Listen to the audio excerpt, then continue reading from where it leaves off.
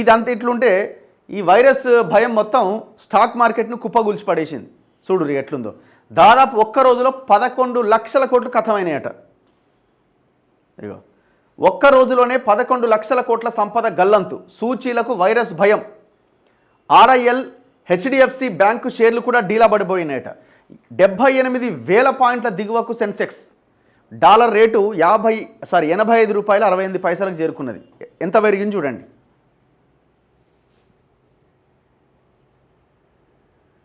ఇగో చైనాలో వ్యాప్తి చెందుతున్న హెచ్ఎంపీవీ వైరస్ కేసులు మన దేశంలో కూడా నమోదయ్యాయనే వార్తలు సోమవారం స్టాక్ మార్కెట్ల భారీ నష్టాలకు కారణమయ్యాయి.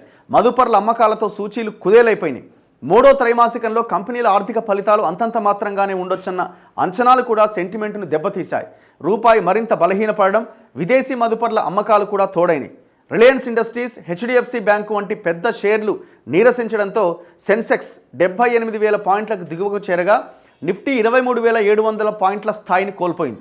డాలర్తో పోలిస్తే రూపాయి 11 పైసలు పెరిగి 85 రూపాయల 68 పైసల వద్ద ముగిసింది.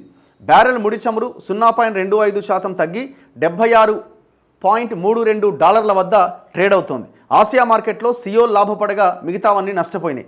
ఐరోపా సూచీలు మిశ్రమంగా ట్రేడ్ అయినాయి.